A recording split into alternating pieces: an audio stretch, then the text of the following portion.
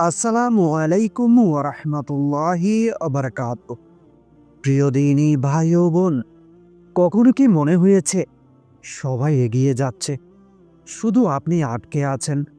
দোয়া করছেন কিন্তু উত্তর আসছে না, চেষ্টা করছেন কিন্তু ফল হচ্ছে না, মানুষের কাছে হাসছেন আর রাতে বালিশ ভিজে যাচ্ছে।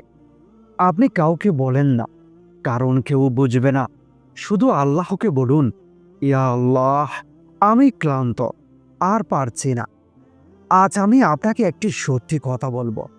আল্লাহ যখন কোনো বান্দাকে বড় পুরস্কার দিতে চান, তার আগে তাকে একটি সময়ের ব্যথর দিয়ে নেন, যেখানে সব কিছু ভেঙে পড়ে। কারণ আল্লাহ আপনাকে শাস্তি দিচ্ছেন না, আল্লাহ আপনাকে প্রস্তুত করছেন।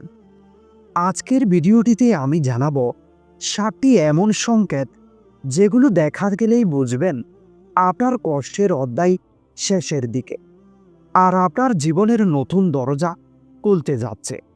তো শেষ পর্যন্ত ভিডিওটি দেখার অনুরোধ রইল, কারণ শেষের কথাটি হয়তো আপনার জীবন বদলে দিতে পারে। প্রথম সংকেত, হঠাৎ দুনিয়ার প্রতি আগ্রহ কমে যাওয়া। একসময় যেই জিনিসগুলো আপনাকে খুব টানত, বন্ধু, আড্ডা, আনন্দ, ঘোরাঘুরি, হঠাৎ করে সেগুলো আর ভালো লাগে না। আপনি একা থাকতে চান, চুপচাপ থাকতে চান, কারণ আপনার ভেতরে কিছু একটি বদলাতে শুরু করেছে। এটি ডিপ্রেশন না, সব সময়, অনেক সময় এটি হয় আল্লাহ আপনার হৃদয়টাকে দুনিয়া থেকে সরিয়ে নিজের দিকে ফেরাচ্ছেন। যে হৃদয় আল্লাহর দিকে ফিরতে শুরু করে, তার জন্য দুনিয়ার পুরস্কার না, বিশেষ পুরস্কার লেখা থাকে। একটা সময় ছিল আপনি দুনিয়ার জন্য দৌড়াতেন, মানুষ কি বলবে, কে কি ভাববে, এগুলোই ছিল বড় চিন্তা। কিন্তু এখন সব ভেঙে পড়েছে, সম্মান কমেছে, সম্ভাবনা কমেছে, মানুষ দূরে সরে গেছে। কিন্তু খেয়াল করেছেন, এই ভাঙনের মধ্যেই আপনি আল্লাহর দিকে ফিরছেন। আগে হয়তো নামাজ ছিল দায়িত্ব, এখন নামাজ হয়ে গেছে আশ্রয়। আগে দোয়া ছিল অভ্যাস, এখন দোয়া হয়ে গেছে বাঁচার একমাত্র রাস্তা। এই পরিবর্তনটা ছোট্ট না। আল্লাহ যখন কাউকে বড় কিছু দিতে চান, তার আগে তার ভরসা মানুষ থেকে সরিয়ে নিজের উপর স্থাপন করেন। আপনার ভেতরের এই জাগরণ, এটি শেষের আগে শুরু হওয়ার আলোর রেখা। দ্বিতীয় সংকেত, কান্না বেড়ে যাওয়া। আপনি হয়তো আগের মতো শক্ত নেই, অল্পতেই চোখ ভিজে যায়, নামাজে, দোয়ায়, এমনকি একা বসেও কাঁদেন। জানেন কেন? কারণ আল্লাহ আপনার হৃদয় নরম করেছেন। একটা কঠিন হৃদয় কখনো বড় নিয়ামত বহন করতে পারে না। অনেক সময় এই কান্নাগুলোই আপনার কপালের লেখা বদলে দেয়।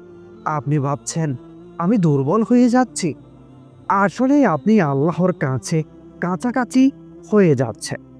আপনি হয়তো অনেক অপমান সহ্য করেছেন, ভুল বোঝাবুঝি, অযথা দোষ, মানুষের কঠিন কথা। আপনি চুপ থেকেছেন। আগে হলে হয়তো উত্তর দিতেন, এখন দেন না। কারণ আপনি ক্লান্ত না, আপনি বদলাচ্ছেন। আল্লাহ অনেক সময় বান্দাকে মানুষের মাধ্যমে কষ্ট দেয়, যাতে তার অহংকার ভেঙে যায়। কারণ অহংকার নিয়ে জান্নাতের পথে হাঁটা যায় না।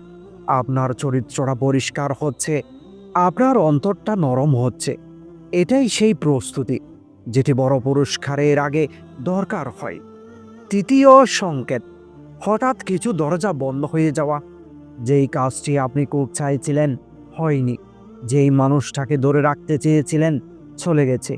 যেই পরিকল্পনাটা করেছিলেন, ভেঙে গেছে। তখন আপনি ভাবলেন সব শেষ।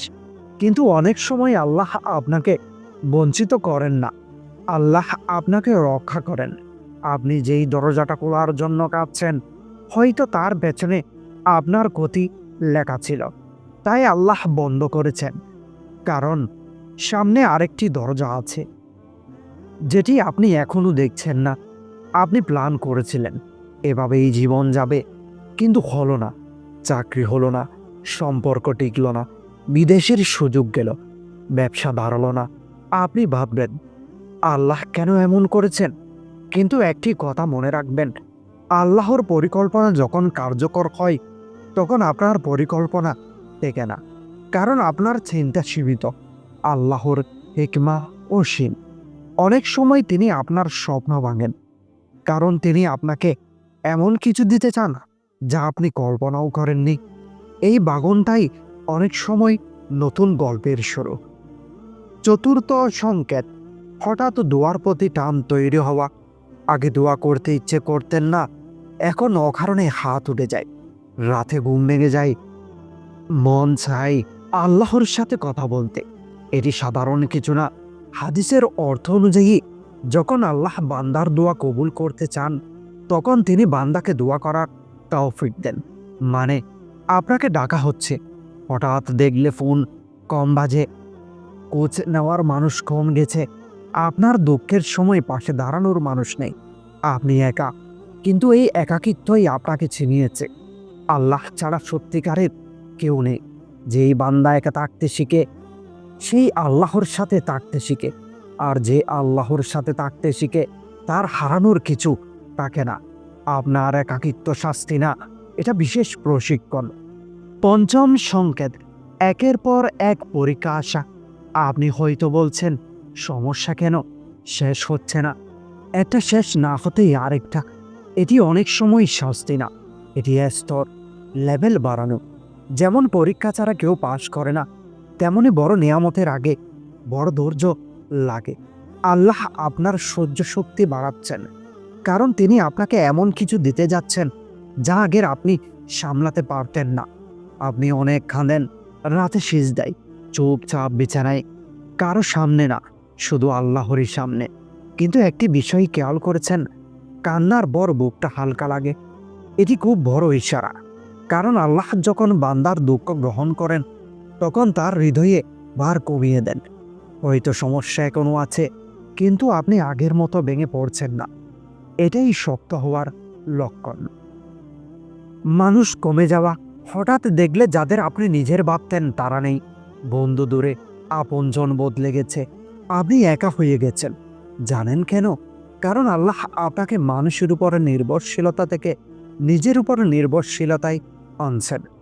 যখন বান্দার ভরসা শুধু আল্লাহর হয়ে যায় তখনই তার জীবনে অদ্ভুত পরিবর্তন শুরু হয়। হঠাৎ অকারণে শান্তি অনুভব করা। সমস্যা এখনো আছে, কিন্তু ভেতরে অদ্ভুত শান্তি। আগে যা নিয়ে ভয় পেতেন এখন সেটি নিয়ে আর চিন্তা হচ্ছে না। এটি খুব বড় সংকেত, কারণ আল্লাহ যখন সমাধান কাছে নিয়ে আসেন তার আগে বান্দার হৃদয়ে সাকিনা, প্রশান্তি নামিয়ে দেন। আপনি আজ যেই কষ্টের ভেতর দিয়ে যাচ্ছেন এটি আপনার জীবনের শেষ গল্প না। হয়তো কয়েকদিন পর আপনি পেছনে তাকিয়ে বলবেন, আমি বুঝিনি, ওটাই ছিল আমার জীবনের মোড় ঘোরানোর সময়। আল্লাহ কখনো আপনার কান্না নষ্ট করেন না। কোনো সিজদা, কোনো রাতের দোয়া, কোনো ভাঙা হৃদয় তার কাছে অমূল্য। আজ শুধু একটি কাজ করুন, হাল ছাড়বেন না, কারণ যেই আল্লাহ আপনাকে এতদিন ধরে বাঁচিয়ে রেখেছেন তিনি আপনাকে ফেলে দেওয়ার জন্য বাঁচিয়ে রাখেননি। হয়তো খুব শীঘ্রই আপনি এমন একটি খবর পাবেন যার জন্য আপনি আজকের সব কষ্ট ভুলে যাবেন। তাই ধৈর্য ধরুন, আপনার কষ্ট শেষের পথে, আর আপনার পুরস্কার পথে আছে।